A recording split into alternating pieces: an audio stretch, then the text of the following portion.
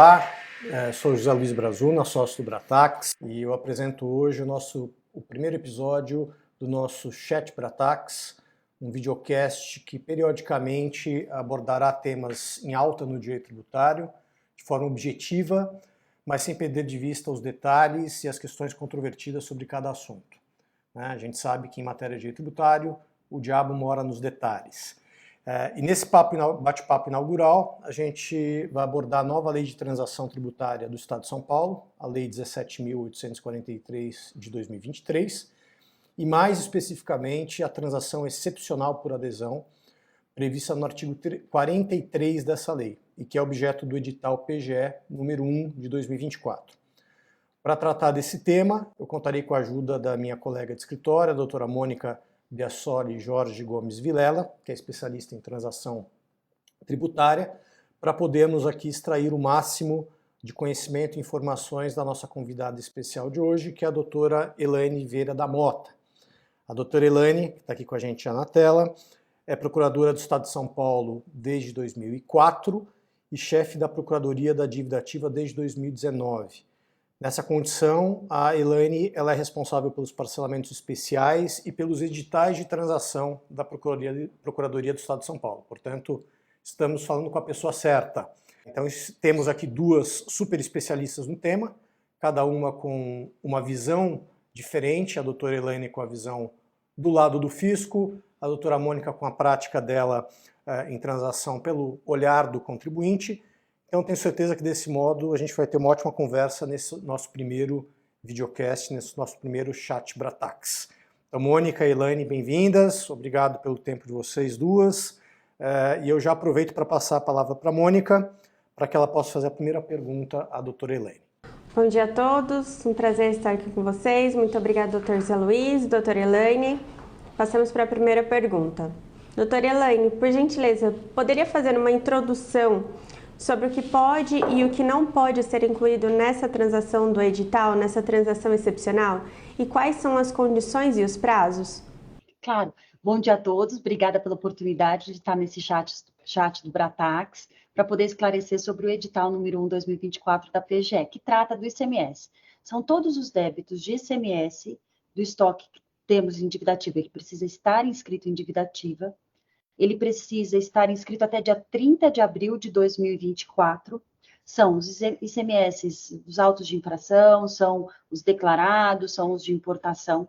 A única exceção é o FECOEP, mas porque há uma exceção na própria lei do FECOEP, é um tributo, um ICMS específico, esse não pode ter benefícios. Fora esses, todos vão poder entrar no nosso programa. Há duas exceções também, que não poderiam entrar no nosso programa, mas não por não serem ICMS.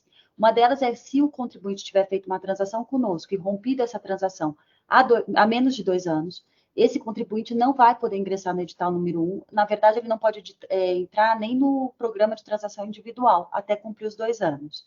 E há uma segunda exceção, que são aqueles contribuintes que têm decisões transitadas em julgado com garantias integrais líquidas, ou seja, depósito judicial, seguro-garantia e carta-fiança, numa determinada questão sobre aquele débito. Ele não pode entrar para aquele débito apenas. E a certidão de trânsito em julgado é que vai definir se transitou ou não para nós. Então, transitou, mas ainda não há certidão. E eu tenho essas 3 garantias integrais, então pode entrar até que haja certidão de trânsito em julgado. Se houver certidão, daí já não pode mais.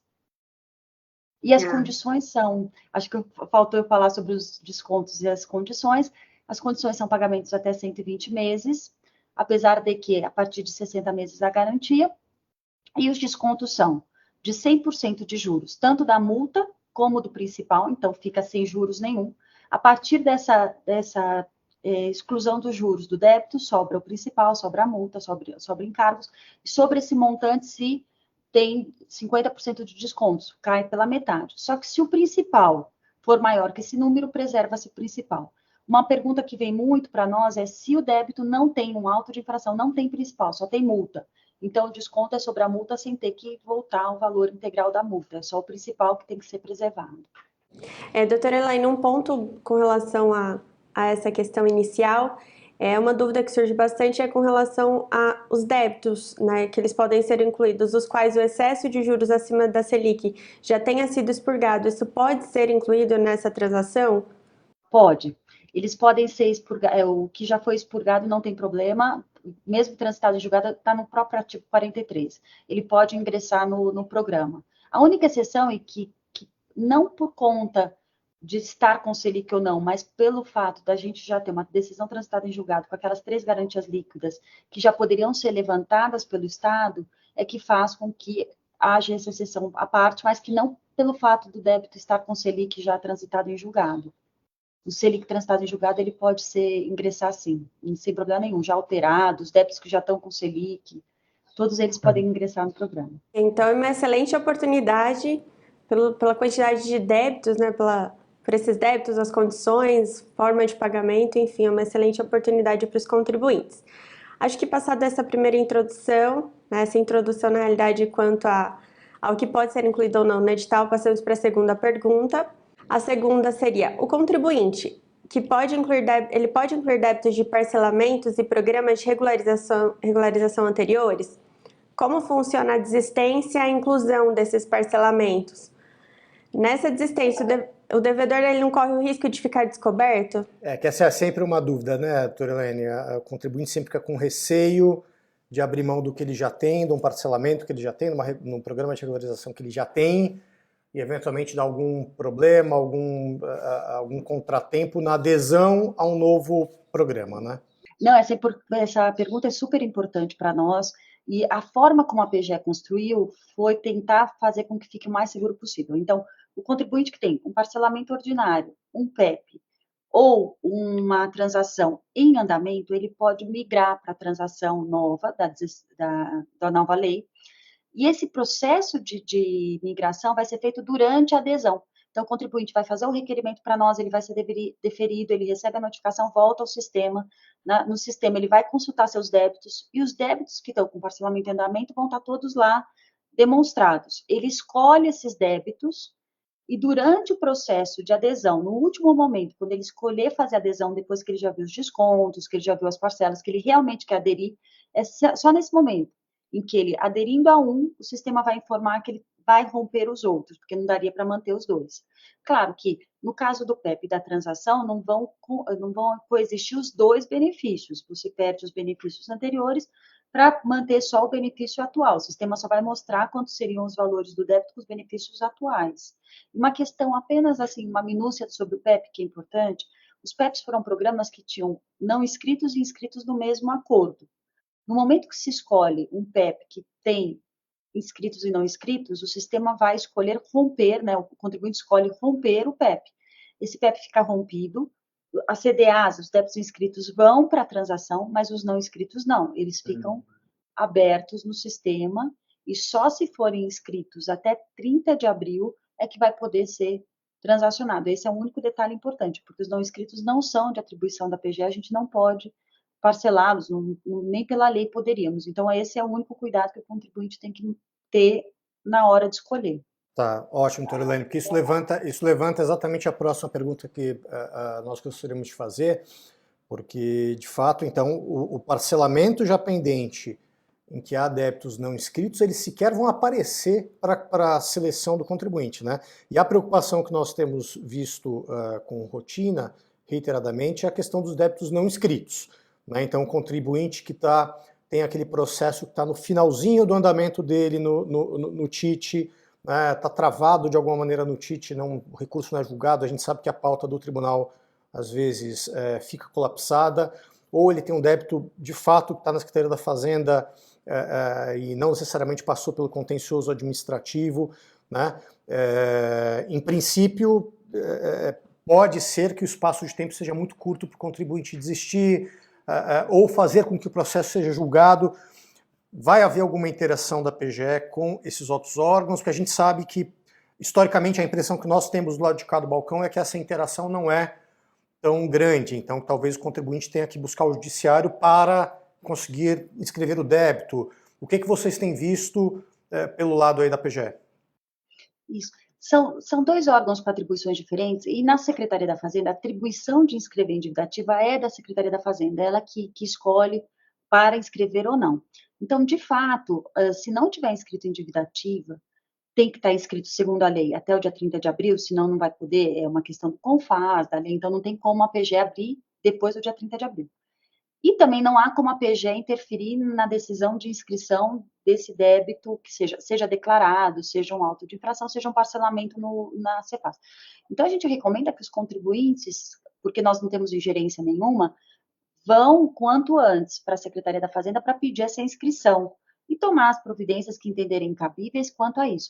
Claro que no TIT tem uma questão a ser sopesada, que é o contribuinte vai ter que renunciar e desistir das questões que ele estiver discutindo no TIT para poder escrever. Isso é do próprio programa de transação, enfim. Então, isso também é um outro cuidado que ele tem que tomar, mas uma vez havendo débito inscrito conosco ou uma decisão judicial que determine que a pessoa terá o direito ao programa depois do prazo, para nós a gente ou cumpre a decisão judicial ou, estando aqui, ele vai estar com o sistema aberto até 30 de abril para poder fazer a adesão. Isso é importante, talvez, o requerimento que o contribuinte vai fazer para nós, no momento que a gente permite esse requerimento, o sistema fica aberto para ele até 30 de abril. Então, o que entrar até o dia 30 de abril, ele vai poder fazer a adesão. Não é necessário que ele faça todos num dia só ou só no começo. Não, o sistema vai ficar aberto até 30 de abril. Então o sistema vai ter vai ser dinâmico. Se houver algum débito que da abertura do sistema para escolha dos débitos até dia 29 de abril, pode haver a inscrição de débitos ainda ao longo do caminho que vão aparecer na tela. Isso, e daí tem que selecionar ali, claro, ele tem que ficar atento sempre ao sistema, para ver se vai inscrever ou não, para também não deixar tudo por último dia, porque o último dia sempre é complicado, né? Mas, sendo possível. Claro, ainda falando sobre essa questão, doutora Elaine, de débitos não inscritos, uma dúvida que surge é, ainda assim, como esse débito não está inscrito, ele vai ser inscrito para poder aderir ao programa, haverá a obrigação de recolher honorários para esses débitos? Como funciona esse recolhimento, né, dos honorários? Em que momento o contribuinte ele tem que fazer isso? Ele é feito junto com a entrada? Isso já é calculado junto com a entrada ou não? Ele tem que fazer de forma apartada? Porque o débito não inscrito, o contribuinte ainda não, acho que esse é um ponto importante, que ele ainda não enxerga, ele acha que aquele é o débito e faz a simulação em cima daquela dívida não inscrita, mas essa questão dos honorários é relevante, né? Isso. E aí um último ponto só ainda falando de honorários, é que haverá honorários de 10%, né, que é o que prevê o edital, mesmo quando já tiver havido fixação em ação anulatória ou embargos, serão esses 10% sempre? Essa questão é importante porque se define uma série de termos. A gente usa honorários para muita coisa, o termo honorários, né? E são, às vezes, rubricas diferentes. Então, a gente tem o não inscrito, no momento que for inscrito, vão ter os honorários que a gente chama administrativos, que são de 10%, que são, na verdade, encargos, né? Mas se o débito tiver ajuizado, esses 10%, e até eu vou ser um pouco específica quanto a esse tema, só para poder esclarecer melhor, esses 10% são administrativos, mas se o débito ajuizar, passam a ser os 10% da execução fiscal ajuizados. Eles não cumulam. Então, 10% aqui ajuizou, passa a ser 10% dos honorários judiciais. Quanto especificamente só esses honorários no momento de inscrever, de 10%, que na verdade até vou usar a palavra encargo para ficar diferente dos honorários judiciais da execução fiscal, eles vão passar a contar dentro da CDA, da dívida inscrita, mas no momento da adesão do acordo, especificamente do edital 124, da forma como os descontos estão propostos, se for um ICMS declarado, ele não vai entrar na conta, porque os descontos todos comem esses honorários, então passa a ser só o principal. Toda vez que você tem o ICMS declarado no edital 1 2024, você vai ter só o principal para pagar, então não vai considerar nem encargos, nem os juros, nem multa, nem nada.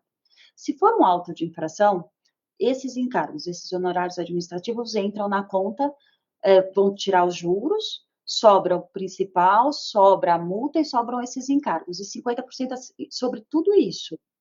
E não temos honorários judiciais de 10% do edital.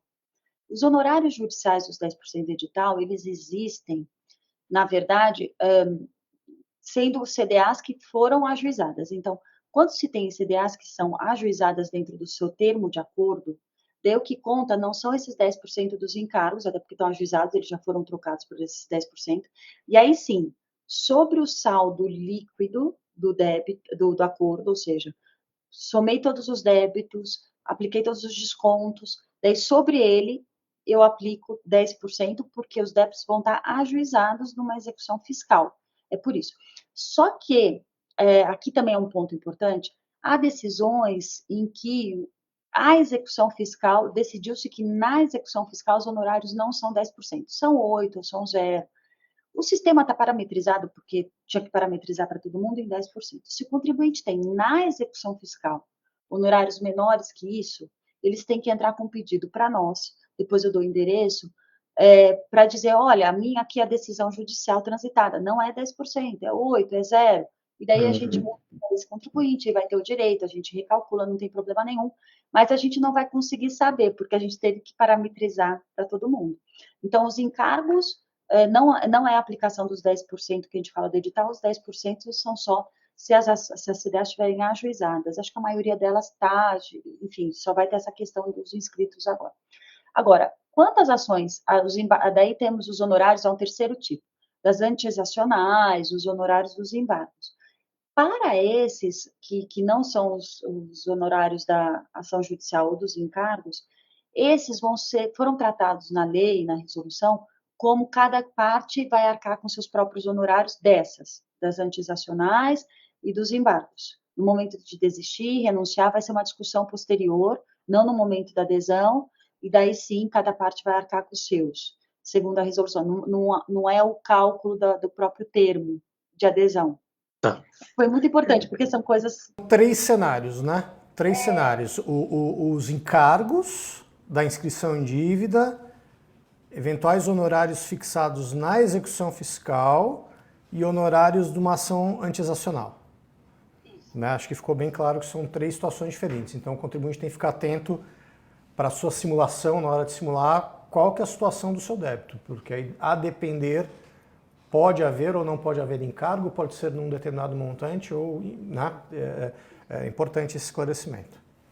Sim, é porque realmente numa primeira leitura, se você fala em 10%, às vezes tem um caso excepcional, você tem que se adequar, e aí o meio que a doutora Elaine trouxe pra gente entre em contato com a Procuradoria, fale com a Procuradoria, exponha a sua situação para que a gente possa fazer a adequação nessa... Esse requerimento de adequação, doutora Elaine, vai ser por meio de e-mail, vai ser um portal, qual vai ser o canal? Eu sei que a senhora falou que vai dar depois, mas é um requerimento eletrônico? No final das contas, a gente está numa fase ainda de construir o eletrônico ou não, mas o endereço vai ficar gravado, então pge-transacão@sp.gov.br. Transacão porque não tem o tio em cedilha, mas depois até, se puder escrever na tela. Depois a gente coloca na telinha. Na tela. Mas é um requerimento que a parte vai fazer, é um requerimento livre, em que ela só vai mencionar isso, olha, a minha execução fiscal, ela não é 10, ela é 0, enfim. Ótimo. E por isso eu não quero pagar os 10% sobre a transação. Muitos dos acordos nossos não vão com esses 10% por conta disso. Os débitos nunca foram ajuizados, estão suspensos ou vinham já de um parcelamento que não foi ajuizado, então eles não vão ter esses 10%. Só que quando tiver uma CDA ajuizada, esse é o problema, o sistema vai ler como 10% dentro do acordo. Aí até, talvez a gente fale sobre isso especificamente, detidamente depois, mas é importante que o contribuinte também pense numa estratégia para fazer esses acordos, porque o fato dele ter uma CDA só, 0 de desconto, e colocar no mesmo termo, uma série de CDAs que são 10%, não dá para fazer esse equilíbrio. Ele precisaria fazer um termo de acordo com a CDA que não tem honorários e as que têm a parte, para poder 10% para aquelas e... Tá, essa era uma pergunta que a gente ia fazer mais adiante, então a gente até resolve isso, porque essa impressão que nós temos tido olhando o edital. O contribuinte pode fazer como na obrigação de reunir casos numa mesma transação, não há limite aparentemente para eu fazer várias transações de acordo com a quantidade de débitos que o sistema vier apontar. Então eu posso fazer gerir a minha adesão para poder calibrar.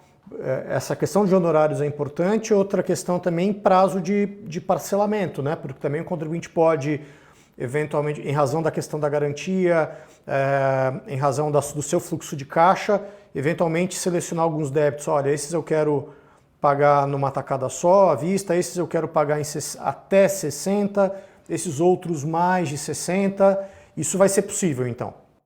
Isso. A única obrigação que existe é o contribuinte tem que colocar no mesmo acordo todas as CDAs da mesma execução fiscal. É o único. Fora isso, ele pode fazer um termo para cada auto de infração, um termo para cada execução fiscal, sem problema nenhum. É até conveniente porque, se ele escolher fazer em 10 anos um parcelamento, é muito tempo. Então, pode acontecer alguma coisa no meio do caminho que ele queira. Preciso resolver essa CDA, mas não dá mais para resolver uma CDA no meio de 50, porque ela está sendo pulverizada ali, eu não tenho como tirar uma e manter o acordo. Então, quer dizer, 10 anos é muito tempo. Se eu tenho um imóvel que eu quero, no final das contas, tirar do acordo antes, eu preciso ver quais as CDAs e em quanto tempo para aquilo. Então, tem que ter uma estratégia. Pensar que é um casamento que pode ser de 5 anos, 10 anos, que é muito longo. Precisa decidir o que mantém ou não, o que quer pagar à vista, às vezes. Tá. Nesse sentido, uma perguntinha um pouquinho fora do script, mas a garantia passou 60 meses, é 61 ou 120, não faz diferença. O contribuinte vai ter que ofertar garantia do débito integral antes dos descontos. Isso. A partir de 60, 61 ou 120, o que faz com que vai dar na mesma, em termos de exigência da garantia. 120. Tá. Vão precisar ou imóvel desembaraçado, ou seguro, ou carta-fiança. Isso até tem uma razão, porque, na verdade, os parcelamentos do Estado, eles têm um histórico de rompimento muito grande, de 90% a partir de 60 meses. Então, e por isso que a garantia acaba tendo que ser sobre o valor integral, porque, na verdade, a gente está garantindo um rompimento que é provável que venha.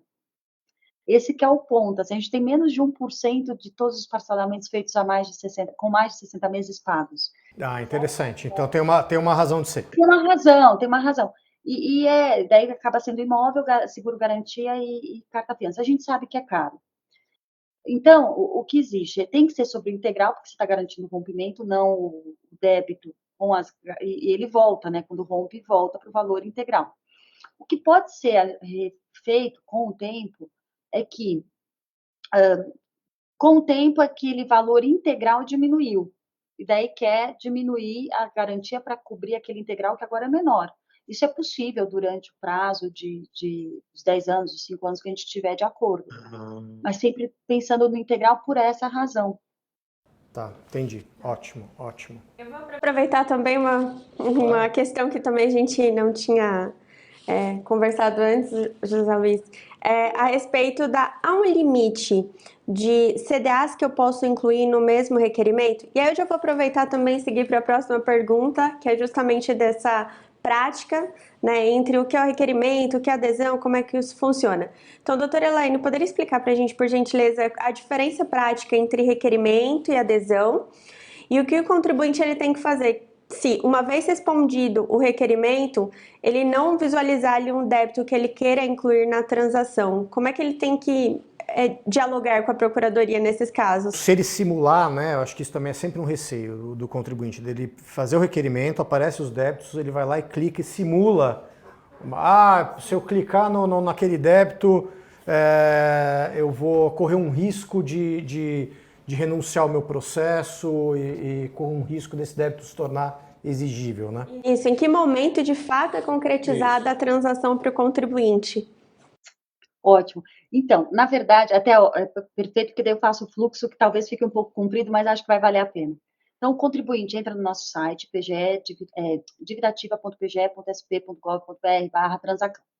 Ali, ele primeiro vai para a aba requerimento, e vai fazer o requerimento do artigo 43, que é online, vem para nós. No mesmo dia à noite, a gente vai deferir, tem um robozinho deferindo, e ele no dia seguinte já vai receber a notificação de que pode entrar.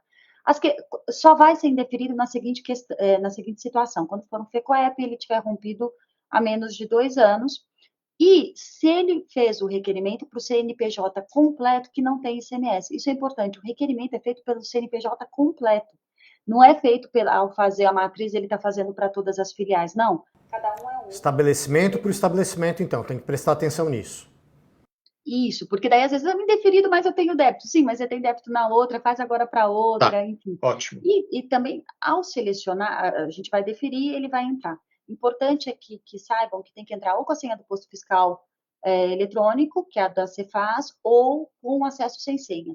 O GovBR só é possível para quem tem auto de infração em nome de pessoa física, CPF de pessoa física. Tem alguns casos ainda, só ele pode usar o GovBR. Se usar o GovBR, também não vai aparecer o débito. Isso também é importante, já para esclarecer, super importante. Ele, então, teve o deferimento dele pelo CNPJ completo, ele vai entrar no sistema. Ao selecionar, vão vir os débitos daquele CNPJ completo, não dos outros. E aí, ele tem que analisar se estão todos lá, se está faltando algum que não foi inscrito, se os valores estão corretos. Via de regra, os valores vão vir os que estão no sistema da dívida ativa, porque eventuais decisões judiciais transitadas em julgado que ainda não foram corrigidas, precisam ser corrigidas antes, para depois virem com o valor correto, isso é importante. Acho que depois a gente fala sobre isso um pouco. Acho que essa é uma questão que a gente tem visto, de uma CDA que está aguardando retificação, ou tem alguma revisão já determinada por decisão judicial transitada em julgado, seja para abater débitos decaídos ou prescritos, ou alguma questão de cálculo. A gente tem um grande histórico aqui, às vezes, de contribuintes que tem alguma decisão judicial reconhecendo a aplicação de uma alíquota mais baixa e foram autuados por uma alíquota mais alta, então precisa retificar a CDA para que a alíquota correta seja aplicada. Quem ele procura, considerando que aí nós já temos CDA, né? Qual o canal que o contribuinte deve percorrer? Vai falar com a PGE, tenta falar com a Cefaz, fica insistindo na própria ação? Como vocês enxergam isso? Então, se o processo tem decisão transitada, o capítulo do valor está transitado em julgado, pode até não haver a certidão, mas o valor, ainda que se renuncie ou desista, o valor já está certo, não vai afetar, já está transitado naquele aspecto, tem que pedir a correção do débito na PGE, se a CDA está inscrita na PGE, daí é o site, é o dividativa.pge.sp.gov.br, depois até a gente, na hora e vai ter uma aba, são os requerimentos, e nesse requerimento do cumprimento de decisão judicial, eu tenho que protocolar dentro desse prazo, até o dia 30 de abril, dizendo que é para aderir ao artigo 43, que o valor não está cumprido, etc. e tal. Se protocolar dessa forma, dentro do prazo do dia 30 de abril antes, e dizendo que não pode aderir porque o valor não está correto, não tem problema, ainda que haja uma demora que não compete ao contribuinte, mas competiu à PGE ou à Secretaria da Fazenda e passe do dia 30 de abril essa correção, não tem problema que o contribuinte tenha o direito de aderir, porque afinal ele não podia fazer adesão para aquela CDA, porque o valor estava errado. Então não tem problema. Mas precisa ter o trânsito em julgado daquele capítulo, daquele valor, porque se não existe, ele tem que renunciar e desistir, daí o valor é aquele mesmo, é a parte da transação, que não tem jeito, porque às vezes nos perguntam, mas eu tenho um auto de infração, e eu estou discutindo e eu quero só entrar com a parte que já está certa e eu não quero entrar com essa outra parte nesse aí. A CDA, a dívida inscrita de auto de infração é inteira, todos os itens, então ele tem que entrar com a CDA inteira, com o auto de infração inteiro. O que já tem capítulo transitado pode ser corrigido, mas o que não tem que desistir e renunciar para entrar para nós, né, no nosso programa. E aí vale a pena olhar qual é o valor da CDA, porque às vezes o desconto é tão grande que ainda que ele não renunciasse e desistisse, o valor do edital ainda é muito melhor do que porque afinal são 50% sobre o valor sobre todo, né? Então, isso é algo para o contribuinte, para o advogado contribuinte avaliar. E uma vez, então, selecionando o débito, constatando que os valores estão certos, ou que é aquilo mesmo, ele vai renunciar daquela outra discussão e que ele quer aderir assim, ele vai selecionar. Daí, nesses capítulos, acho que a gente vai falar um pouquinho melhor depois, nesse momento de seleção, ele tem que incluir o depósito judicial, é só nesse momento que ele pode incluir o depósito judicial para abatimento do valor, ou incluir o crédito acumulado. O precatório a gente fala depois, acho que também, porque ele é mais complicado. Então, vai ter que incluir esses valores, ele inclui esses valores, e a próxima tela vão ser os débitos sem desconto, os débitos com desconto, com descontos abatidos o depósito judicial, se houver, né, a oferta, que é obrigatória para depósito judicial, o crédito acumulado, se houver a oferta, e daí o saldo é parcelado em até 120 meses. O depósito judicial é importantíssimo ter a presença do advogado junto, porque no momento de você ofertar o depósito judicial, o PGE não tem esses valores, o contribuinte que tem que dar. E tem que ser o valor que existe na conta corrente no dia da adesão. O contribuinte não pode colocar o valor da data do depósito, porque vai abater o valor da data do depósito, que é muito menor. Ele tem que usar o valor que está hoje na adesão. Se for uma ação anti-exacional, a garantia é feita pelo advogado dele, então provavelmente ele vai ter o extrato da conta do banco com esse valor. Se for uma penhora, a conta é do juízo, talvez ele não tenha esse extrato, e daí talvez precise nos pedir ajuda, no Fale Conosco, depois a gente fala sobre o Fale Conosco, ele nos fala, olha, é uma penhora, não tem esse valor, me manda o extrato. A gente prefere procurar o extrato, a gente mandar para o contribuinte fazer o valor direitinho, do que depois ter que fazer eventual correção, que é muito mais complicada. O crédito acumulado, ele vai ter o extrato do ECREDAC, então colocar o valor certo também, que tem que ser do detentor, tem que estar já na conta do detentor, enfim, com todos os documentos regularizados. Vai para a próxima tela e daí continua a adesão. Seleciona quantas parcelas, daí selecionou, vai dar a entrada, vão dar as parcelas. A entrada tem que ser paga dentro do vencimento, não pode ser paga depois, senão é não celebrado o acordo, isso a gente vai falar um pouco na sequência. Faz o termo de adesão, assina, ok. Aí ele tem uma adesão, mas não é que ele ainda tenha o acordo só vai ser considerado para suspensão, para confissão, para tudo isso, quando ele for celebrado, ou seja, paga a primeira parcela. Isso é importante porque a gente vê que os contribuintes não estão querendo fazer o requerimento com medo de confessar o débito, não está confessando nada. Ou no requerimento a gente pede para ele dizer se ele vai querer pagar com crédito acumulado, com precatório, essas coisas, mas não é vinculativo. A gente só pergunta aquilo no requerimento, antes da adesão, porque a gente quer saber os e-mails para direcionar, dando mais instruções para um, para outro, é só por isso. E o requerimento é para marcar o prazo em que entrou no sistema, não é por outra razão. Por quê? Na oferta do precatório, o valor não é certo, é um mercado, é assim, é uma moeda diferente, é uma moeda contábil não tão certa em termos de valor para o mercado e para a própria segurança do contribuinte. Então, como é feito no precatório, que é muito específico? O contribuinte vai fazer o requerimento, vai ser deferido, ele vai entrar no sistema e ver os débitos e ver quanto que ele quer usar de precatório. Só que ele não vai fazer adesão, porque ele ainda não tem o valor do precatório. Esse precatório, ele precisa protocolar o que ele quer usar na PGE, num determinado canal também, que é PGE Atendimento, depois eu passo direitinho, dizendo que ele quer usar aquele precatório. O setor da PGE específico vai validar aquele valor e dizer quanto é. No momento que ele validar e disser quanto é esse montante que ele pode usar naquele acordo de transação, esse valor vai ser repassado para nós, da dívida ativa, a gente vai notificar o contribuinte, olha, pode entrar agora no sistema de novo, que você vai poder usar 100 mil reais, 200 mil reais, não importa, quanto eles tiverem nos validado. Daí, sim, que o contribuinte vai entrar no sistema, a gente vai ter aberto a possibilidade dele incluir o precatório, ele vai entrar no sistema, em adesão, selecionar os débitos, vai ter para ele, especificamente, uma funcionalidade incluir os precatórios, valor de precatório, ele vai incluir o valor que nós dermos, daí na próxima tela vai ter os com desconto, abatendo o precatório, e aí sim, ele continua para validar o acordo dele. Mas precisa esse momento. E se a PGE demorar para dar esse valor? Se a PGE demorar para dar esse valor, o contribuinte não perde o direito dele de aderir. Ele vai poder aderir mesmo depois de 30 de abril. Então, na verdade, esse requerimento é muito para marcar quando o contribuinte entrou e ele ter respaldo e ter o direito dele garantido. Olha, eu entrei até o dia 29, tá tudo certo, eu protocolei o meu precatório até o dia 30 de abril na PGE. Eu tenho esse direito. Então, os momentos são requerimento, que ele vai conseguir enxergar o que está disponível para incluir. Isso. Adesão, em que ele vai selecionar e informar que ele gostaria de aderir, mas só haverá a efetiva transação no momento da formalização do acordo. Isso, com o pagamento da primeira parcela. Com o pagamento da primeira.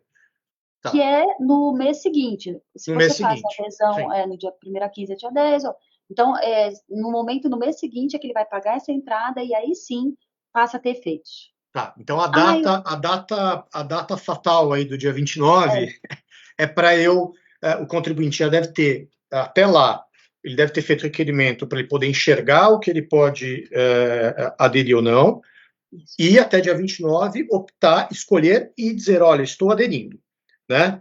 A adesão é o dia 30, na verdade. Adesão até o dia 30. Então tem que fazer o requerimento até dia 29, né? Exato. Porque senão eu não consigo ter os débitos informados até o dia 30, que é a data fatal para eu aderir. Mas ainda vai haver a formalização do acordo de transação. A celebração da entrada, é isso. E Tá. se tiver o precatório... Desculpa. Não, imagina. Não, e se tiver um precatório... Se tiver o precatório, essa data se estende, porque depende da resposta. Agora, se a PGE der o valor para nós antes do dia 30, daí continua valendo essa data. Eu vou dar, se eu der para o contribuinte numa data... Claro que se eu der no dia 30, a gente vai estender um pouquinho, mas eu digo, se eu der no dia 15 de abril o valor do precatório para ele tem que aderir até o dia 30. A questão é mais se o setor de precatório não nos der num prazo viável para o contribuinte fazer a adesão até o dia 30. O requerimento ele tem que ser feito até dia 29. Então, se eventualmente um contribuinte que tenha muitos débitos, ele resolve esperar até o último momento do dia 29, ele vai conseguir aderir no dia 30, mesmo que tenha só um dia. Eu pergunto isso porque, em alguns manuais da Procuradoria, lá está escrito que, acho que até no edital, se não me engano, a Procuradoria vai ter até 15 dias, que seria o prazo limite para ela responder esse requerimento. Então, ele não precisa se preocupar. Então, é por isso que é até o dia 29, porque a gente tem esse robozinho que defere à noite, daí dia 30 estaria aberto para ele. Então, esse é o ponto. A lei fala em 15 dias, mas a gente conseguiu diminuir para a própria noite, para o dia seguinte. Por isso que acaba. É claro que, assim, é uma questão que a gente viu muito no PEP. E aí, é por isso que a gente recomenda que os contribuintes tentem fazer antes. Por quê? Se no dia 30 o sistema da PGE estourar e a gente não disponibilizar o sistema para que o contribuinte consiga fazer, aí é uma responsabilidade da PGE, a gente tem que estender o prazo. É justificável junto ao CONFAS, é justificável junto ao Tribunal de Contas. Agora, se for um problema no computador do contribuinte, a gente não pode estender o prazo. Então, porque daí eu consigo comprovar. Não se deve deixar para a última hora.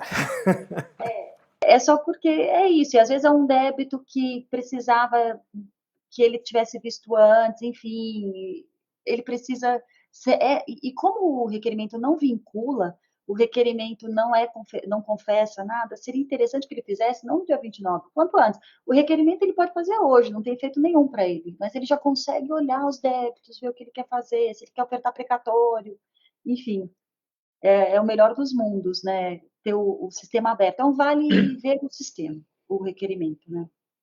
Agora, uma coisa importante sobre a adesão, essa escolha, né, dos débitos no requerimento, que é a questão da adesão parcial, né? Então, o contribuinte pode optar por quais débitos ele vai escolher após o requerimento dele ser respondido, mas muito provavelmente, aí para confirmar com a doutora Elaine, porque em programas anteriores, programas de parcelamento, PEPs, etc., quando o contribuinte tinha o débito ainda não inscrito, um débito de um auto de infração, ele conseguia escolher os itens de um auto de infração, por exemplo, que ele pretendia pagar. A impressão que a gente tem na transação não vai ser possível, porque essa quebra do auto de infração em vários itens, na hora que vai para a CDA, vai uma coisa só, né? Então, realmente, o contribuinte não vai conseguir quebrar o débito dele, eventualmente inscrito, para eleger uma parte do débito. Isso não vai ser possível. Não. Até porque a inscrição na dívida ativa, na verdade, é um momento posterior à constituição do débito. Daí o débito já está constituído, o auto de infração está constituído no seu total. Então, ele não pode ser quebrado depois. Ele constituiu e daí inscreve em dívida ativa uma CDA só do auto de infração. E no PEP se escolhia os itens antes da constituição do débito, por isso que se podia. Hoje, é claro, se eu tenho um trânsito em julgado que decaíram tantos itens, Isso. Tem que cumprir, tira, a gente corrige a CDA para ele poder ingressar no sistema. Essa parte é correta, a gente não tem discussão. A questão é quando não transitou ainda a decadência, ou qualquer outra discussão. E aí, por isso que vale a pena olhar o sistema para ver se vale a pena. No ICMS declarado é que daí não queríamos o auto de infração, no ICMS declarado. Nós temos só o principal, então qualquer discussão sobre os juros, a multa não repercutiria, porque ele está pagando só o principal. Mas eventualmente o devedor que tenha o débito ainda não inscrito, acho que ele tem que tomar esse cuidado. A gente falou anteriormente, né, sobre buscar o judiciário, por exemplo, com mandado de segurança para inscrever o débito em dívida, mas se ele não tomar o cuidado de, eventualmente, ele quer prosseguir na defesa de um item do auto de infração, né? Então, desista dos demais e impete o mandado de segurança para inscrever em dívida os demais em relação aos quais ele desistiu. Seria o único momento em que daria para quebrar, porque depois que for tudo para dívida, a PGE não vai quebrar, né? Não vai ser possível essa separação. Eu acho que a gente já falou da garantia, né, acima de 60, que deve ser dada acima de 60 meses, né, de parcelamento. Acho que esse é um ponto, a explicação foi muito boa, né, para as pessoas entenderem que não é um corte aleatório.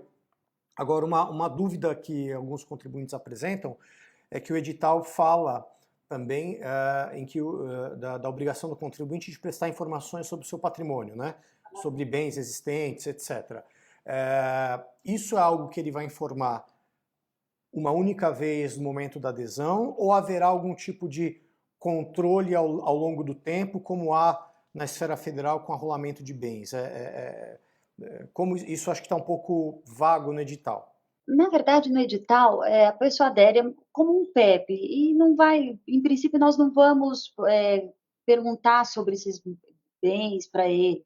Claro que se for o imóvel que está garantindo, uma discussão posterior em que não era dele, enfim, são questões pontuais para o edital, pelo menos, que é uma avaliação posterior, né, que teve, ou se ele tem uma discussão, uma cautelar, é um grupo econômico, e esses bens estão garantindo o parcelamento, aí sim pode ser até discutido, mas em princípio nós não vamos perguntar sobre os bens dele, é uma declaração e só.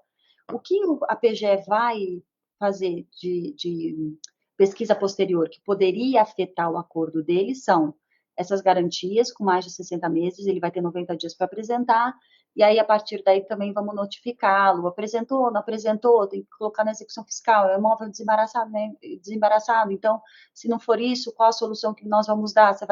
Vamos recalcular o parcelamento para 60 meses, já que você não tem garantia nenhuma, enfim. Tem essa discussão quanto às garantias que vão acontecer posterior, que a gente daí vai poder ou não rescindir, a depender.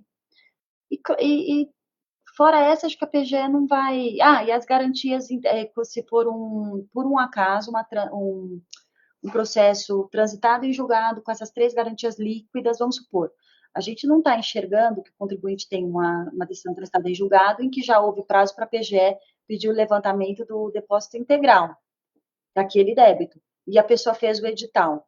No final, ele vai fazer adesão, ele pode até chegar a liquidar o débito, mas a gente não viu, e viu depois. Daí, esse também vai ser um caso que a gente pode rescindir ou pedir, rescindir a transação, mas pedir a parte do depósito para completar aquele valor, até que se torne integral. São as 2 questões que a PGE vai perseguir depois. Tá.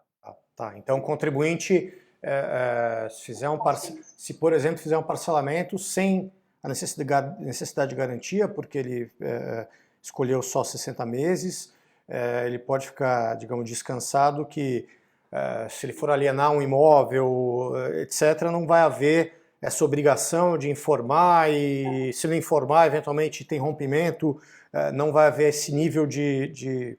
Tá, perfeito. Perfeito. Tem só uma questão, Luiz, que foi bom você falar, que eu lembro, assim, o que a lei prevê, que acabou tendo que ser obedecido no edital, é que o contribuinte que tem os bens garantindo já aquele débito, ele não pode levantar essa garantia.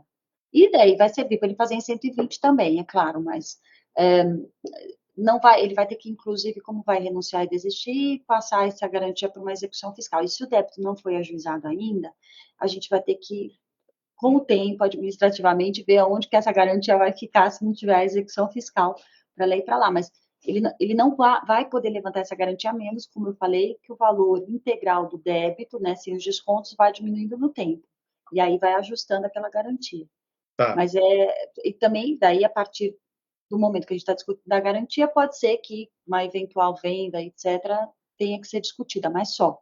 Não tem garantia nenhuma na minha execução fiscal, na antiexiacional, fiz em 60. Tá. Ou seja, ele tem uma garantia vultuosa no processo judicial.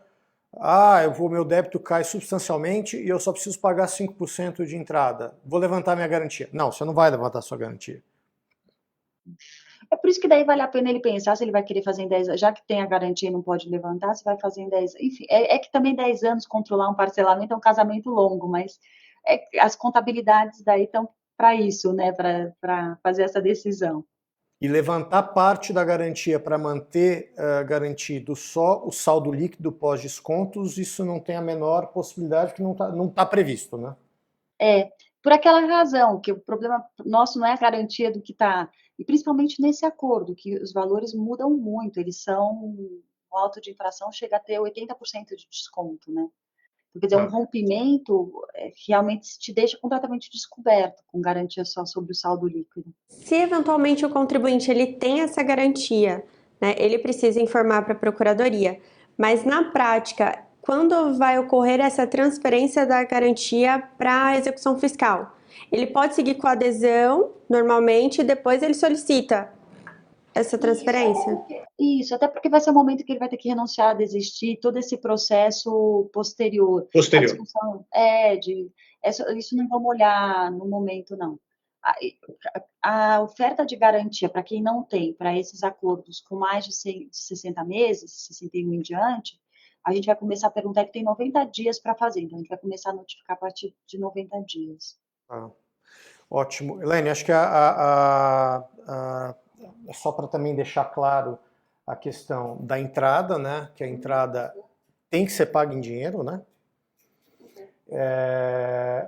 E uma dúvida que tem surgido é se o sistema vai permitir que eu pague uma entrada acima de 5%. Ou se, na verdade, se eu tiver uma disponibilidade de caixa para pagar mais, porque inclusive por conta dessa questão da garantia 60 meses, né? A gente já fez algumas simulações aqui.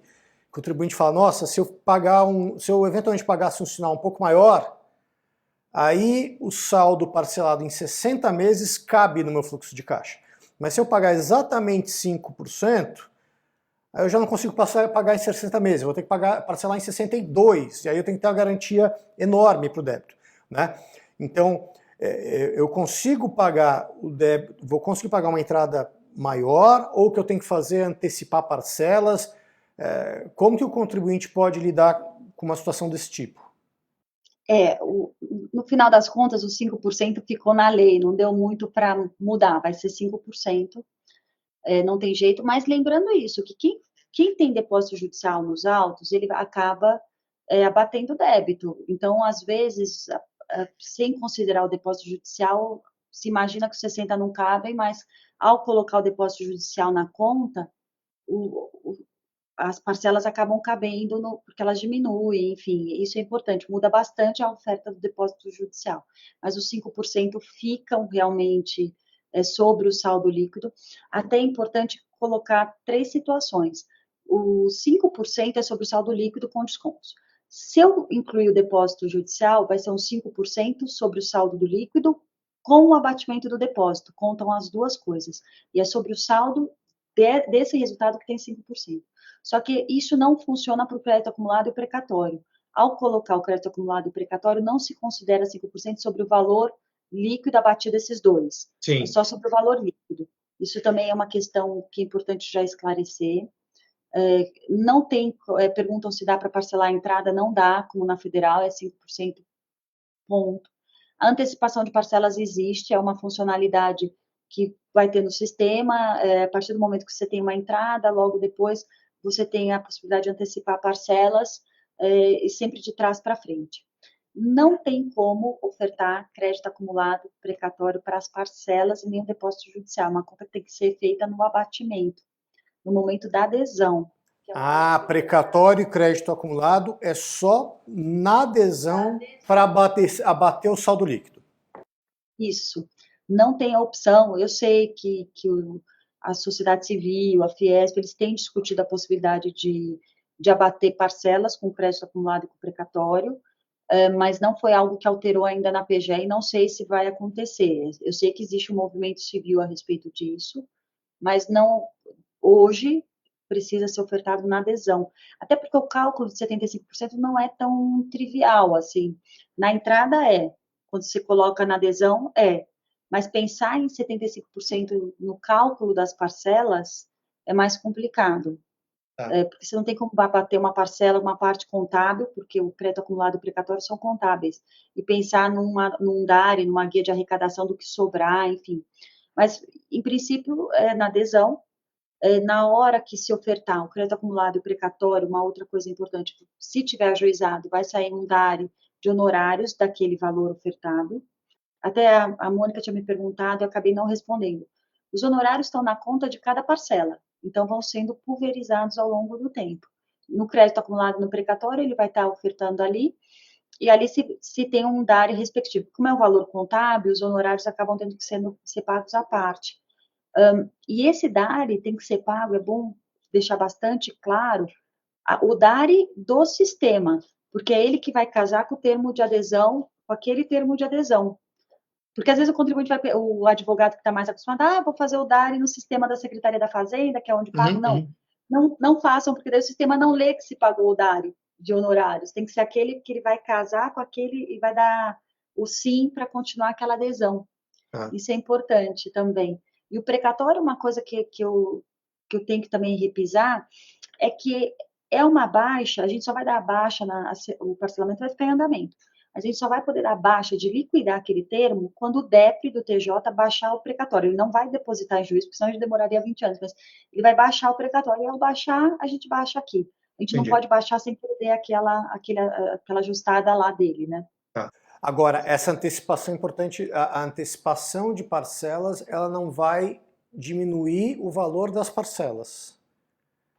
Ou seja, que essa é uma conta que a gente tem feito, né? Eu vou tentar manter em 60 meses. Eu não consigo pagar em 60 meses porque as parcelas ficam muito altas. Não vai adiantar o contribuinte depois tentar antecipar parcelas para tentar diminuir o valor das parcelas restantes. Elas não vão baixar. Não. Isso é importante. Isso é Vai diminuir o número de parcela, mas não o valor de cada uma.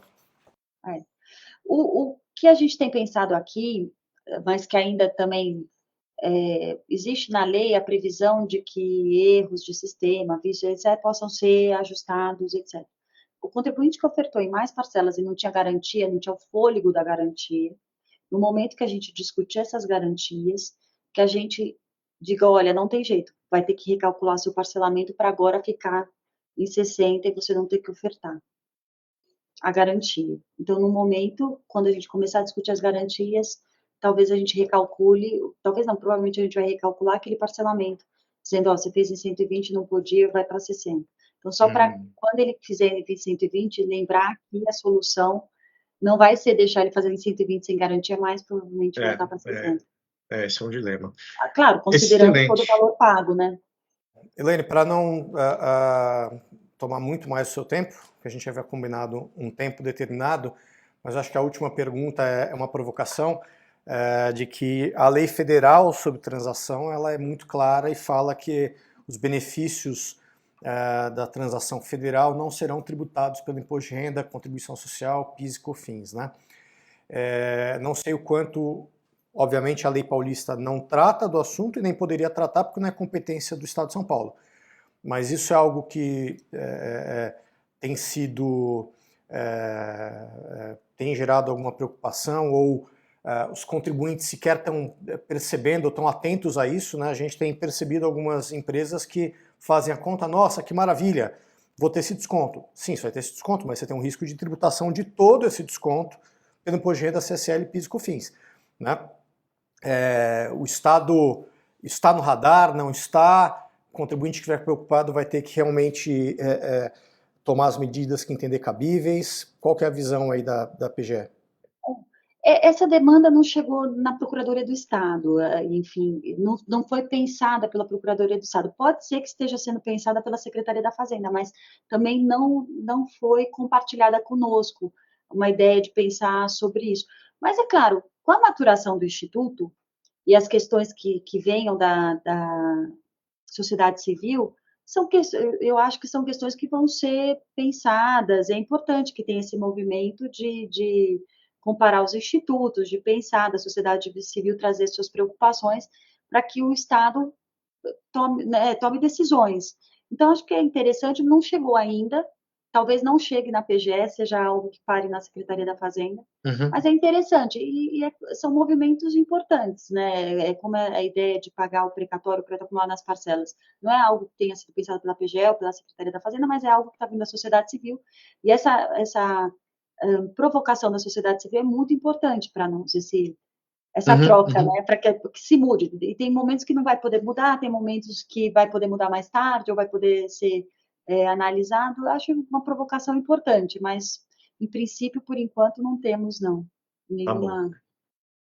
Excelente, excelente, Elaine. Eu vou encerrar pelo nosso tempo. Eu acho que a conversa foi muito esclarecedora. Iniciamos com o pé direito aí a série dos nossos encontros do Chat Bratax. Eu gostaria de agradecer a doutora Mônica e, de novo, a contribuição e a disponibilidade da doutora Elaine. Tenho certeza que esse diálogo, a fala final da doutora Elaine foi muito positiva. Esse diálogo entre poder público e contribuintes é essencial, né, para o desenvolvimento da transação e para a resolução racional de vários conflitos em matéria tributária, né? Então, esperamos aí que os contribuintes analisem com carinho a transação excepcional, porque, de fato, para muitas situações parece ser uma oportunidade imperdível, para outras tem que tomar cautela e analisar exatamente quais são as consequências. Então, agradeço a ambas e convido a todos para acompanhar. Agradeço também a quem estiver nos assistido até agora e convido a todos para acompanhar no nosso LinkedIn, @Bratax, próximos vídeos, próximos episódios do nosso Chat Bratax. Obrigado, Elaine, obrigado, Mônica. Obrigada. E até a próxima.